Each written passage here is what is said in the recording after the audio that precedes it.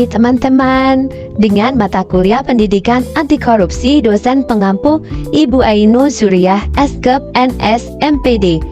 Selamat pagi Ibu Ainul dan happy watching. Saya Fira Nuraja Jarani, NIM 2111045. Saya Astiawan 211601033. Saya Sabila Putri Pratiwi, NIM 211602028. Membahas terkait tindak pidana korupsi dan bentuk perbuatan korupsi yang dilarang dalam peraturan perundangan. Korupsi merupakan masalah serius karena dapat membahayakan stabilitas dan kemampuan masyarakat dan merusak nilai-nilai demokrasi dan menciptakan kemiskinan pembangunan, ekonomi, sosial politik, dan menciptakan kemiskinan secara masif. Sehingga perlu mendapatkan perhatian dari pemerintah dan masyarakat serta lembaga sosial. Salah satu upaya untuk menekan tingginya angka korupsi adalah upaya pencegahan, upaya serius KPK cerdas. Pendekatan ini menunjukkan bahwa KPK menyadari bahwa masa depan bangsa yang lebih baik perlu dipersiapkan dengan orang-orang yang paham akan bahaya korupsi bagi peradaban bangsa. Upaya pencegahan kejahatan korupsi harus dilakukan sedini mungkin dan mulai dari anak. Salah satu isu penting yang harus mendapatkan perhatian dalam upaya pencegahan korupsi adalah menanamkan pendidikan anti korupsi di kalangan anak prausia di sekolah, sampai mahasiswa juga peserta didik dan kalangan komunitas dan organisasi masyarakat sipil, organisasi masyarakat, aparatur sipil, negara, kementerian, lembaga, pemerintahan daerah, BUMN atau BUMD, atau sektor swasta masyarakat, politik, dan masyarakat umum lainnya. Perlunya pemahaman dasar hukum, asas-asas, unsur-unsur, dan modus operandi tindak pidana korupsi tersebut sebagai peserta didik. Maka Komisi Pemberantasan Korupsi menyusun modul mengenai tindakan pidana korupsi. Adapun tujuan penyusunan modul-modul tersebut adalah untuk memberikan pemahaman mengenal dasar asas hukum, asas, unsur, dan modus operandi tindak pidana korupsi, mengenal 7 titik tindak pidana korupsi, proses penanganan tindak pidana korupsi di KPK, studi kasus perkara korupsi yang pernah ditangani oleh KPK, dan kaitan tindak pidana pencucian uang dengan tindak pidana korupsi. Kita membahas tindak pidana korupsi dalam perundang-undangan yang ada di Indonesia. Sejarah pemberantasan korupsi yang cukup panjang di Indonesia menunjukkan bahwa pemberantasan tindak pidana korupsi membutuhkan penanganan yang ekstra keras dan membutuhkan kemampuan politik yang sangat besar. Tentang sejarah korupsi. Korupsi di Indonesia bisa dibagi ke 4 fase atau zaman. Fase pertama, fase kerajaan. Fase kedua, fase penjajahan. Fase ketiga, fase kemerdekaan. Fase keempat, fase modern atau saat ini. Fase pertama, zaman kerajaan dulu, ada yang namanya upeti atau pajak. Dalam penarikan upeti tersebut oleh petugas, banyak yang digelapkan. Upetinya tidak sampai ke kerajaan. Fase kedua, saat penjajahan dulu, banyak tokoh lokal yang dijadikan badut politik oleh penjajah. Mereka dipekerjakan untuk memanen upeti dari rakyat. Hal tersebut menjadikan orang Indonesia tak segan menindas bangsanya sendiri. Fase ketiga, selepas meraih kemerdekaan, Indonesia gencar-gencarnya melakukan pembangunan negara. Para pejabat-pejabat dan penyelenggara negara mulai mencari keuntungan dari proyek tersebut dengan cara yang tidak benar. Fase keempat, di era reformasi, semua penyelenggara negara telah terjangkit virus korupsi. Mau itu bawahan, mau itu pimpinan, mau itu pemerintah pusat, maupun pemerintah daerah, semuanya telah terjangkit virus korupsi ini. Segala proyek dikorupsi. Contohnya, proyek pembangunan gedung-gedung, pengadaan KTP, pengadaan alat kesehatan, bahkan Al-Quran pun ikut dikorupsi. Salah satu tindak pidana korupsi. Untuk yang pertama yaitu merugikan keuangan negara. Pengertian murni merugikan keuangan negara adalah suatu perbuatan yang dilakukan oleh dan penyelenggara negara yang melawan hukum, menyalahgunakan kewenangan, kesempatan atau sarana yang ada padanya karena jabatan atau kedudukan dengan melakukan tindak pidana korupsi. Jenis korupsi yang terkait dengan kerugian keuangan negara diatur di dalam pasal 2 dan pasal 3 Undang-Undang Nomor 31/1999 Putusan MK Nomor 25/PUU/14/2016. Oke. Yang kedua yaitu suap menyuap. Suap menyuap merupakan suatu tindakan yang dilakukan oleh pengguna jasa secara aktif memberi atau menjanjikan suatu kepada pegawai negeri atau penyelenggara negara dengan maksud agar tujuannya lebih cepat. Pasal Undang-Undang 31/1999 dan perubahannya, yaitu pasal 5 Undang-Undang 20/2021, pasal 6 Undang-Undang 20/2021, pasal 11 Undang-Undang nomor 20/2021, pasal 12 huruf A, B, C, dan D Undang-Undang 20/2021, pasal 13 Undang-Undang nomor 31. Oke.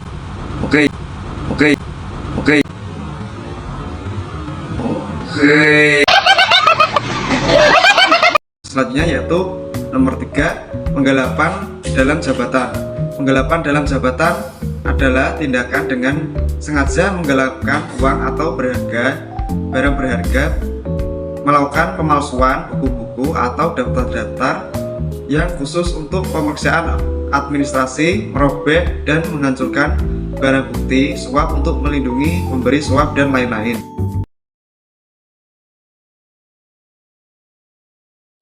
Dipidana dengan pidana penjara paling singkat 3 tahun dan paling lama 15 tahun, dan pidana denda paling sedikit 150 juta rupiah dan paling banyak 757 rupiah.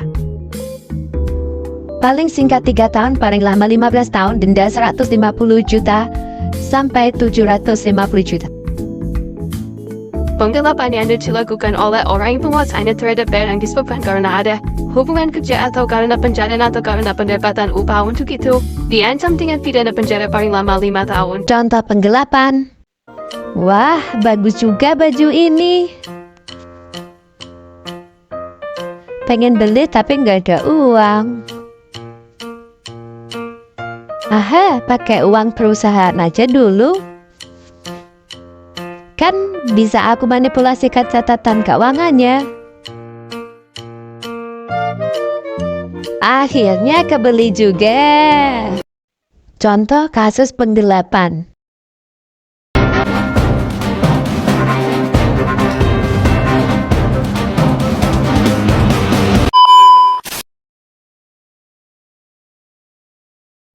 Oke.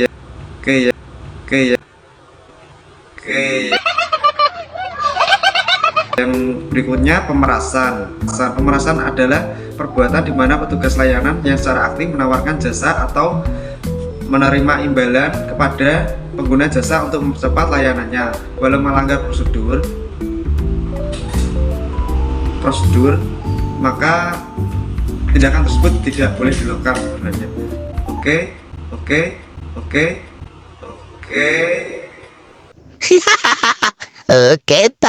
Lanjut. Tindak pidana pemerasan diatur dalam pasal 368 ayat 1 Kitab Undang-Undang Hukum Pidana yang berbunyi, barang siapa dengan maksud untuk menguntungkan diri sendiri atau orang lain secara melawan hukum, memaksa orang lain dengan kekerasan atau ancaman kekerasan untuk memberikan sesuatu barang yang seluruhnya atau sebagian adalah milik orang lain, atau supaya memberikan hutang maupun menghapus piutang, diancam dengan pidana penjara paling lama 9 tahun. Dengan maksud menguntungkan diri sendiri atau orang lain secara melawan hukum, memaksa seseorang memberikan sesuatu, membayar atau menerima pembayaran dengan potongan atau mengerjakan sesuai bagi dirinya, menyalahgunakan kekuasaan.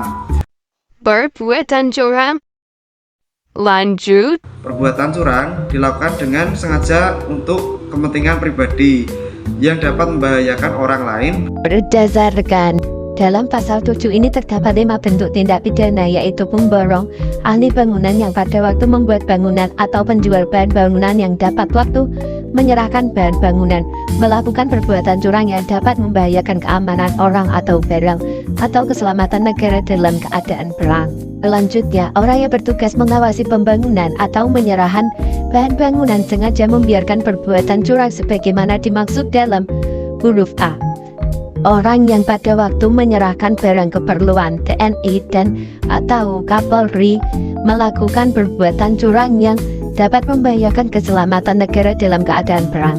Selanjutnya, orang yang bertugas mengawasi penyerahan barang keperluan TNI dan Kapolri dengan sengaja membiarkan perbuatan curang sebagaimana dimaksud dalam huruf C. Yang terakhir, orang yang menerima penyerahan bahan bangunan atau orang yang menerima penyerahan barang keperluan TNI atau Kapolri dan membiarkan perbuatan curang sebagaimana dimaksud dalam huruf A atau huruf C. Orang yang melakukan 5 bentuk tindak pidana tersebut dipidana dengan pidana penjara paling singkat 2 tahun dan paling lama 7 tahun dan atau pidana denda paling sedikit 100 juta rupiah dan paling banyak 350 juta rupiah. Contoh kasus perbuatan curang.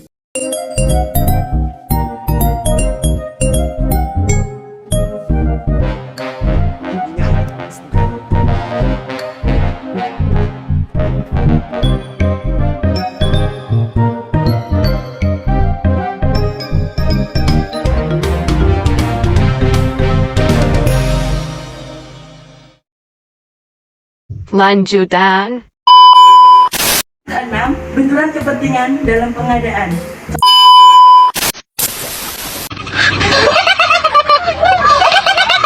Contoh dari benturan kepentingan dalam pengadaan berdasarkan pasal 12 Undang-Undang 20/2001 adalah ketika pegawai negeri atau penyelenggara negara secara langsung ataupun tidak langsung dengan sengaja turut serta dalam pemborongan, pengadaan atau persewaan, padahal ia ditugaskan untuk mengurus atau mengawasinya. Misalnya, dalam pengadaan alat tulis kantor, seorang pegawai pemerintah menyertakan perusahaan keluarganya untuk terlibat proses tender dan mengupayakan kemenangannya. Contoh kasus pengadaan di Indonesia.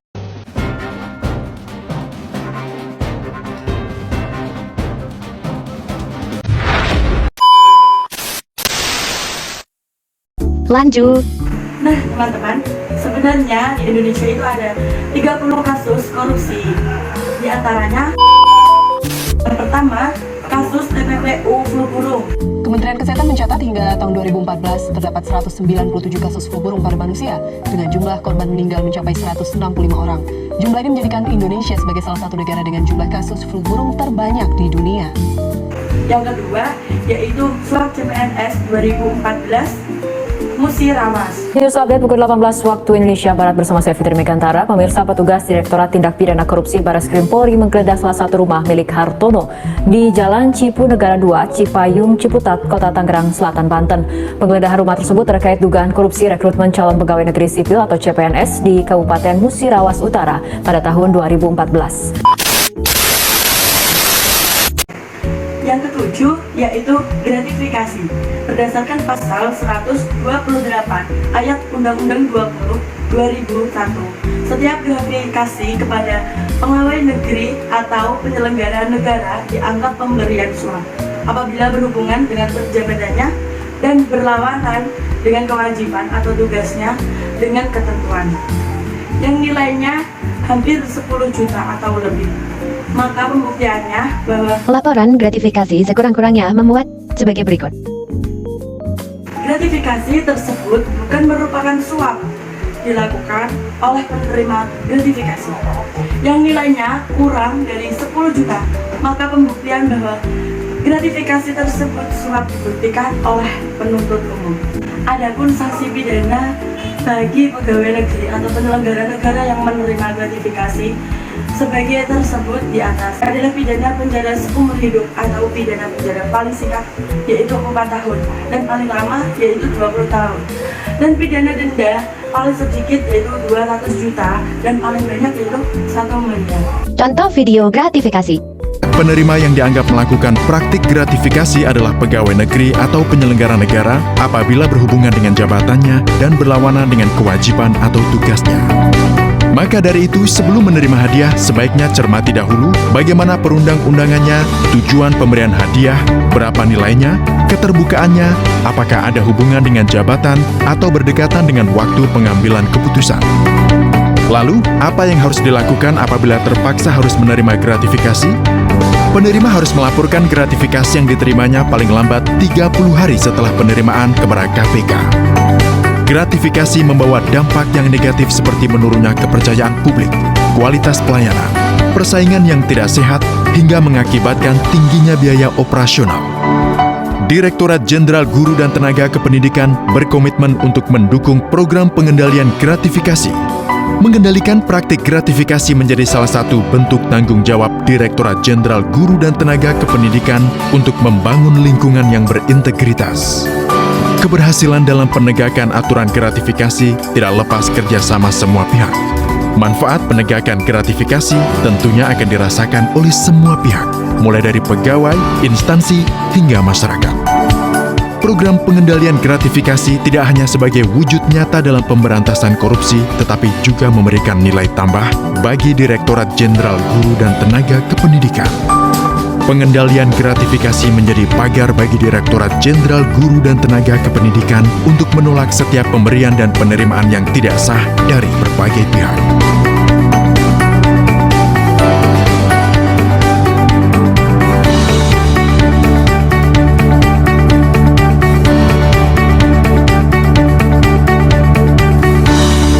Terima kasih.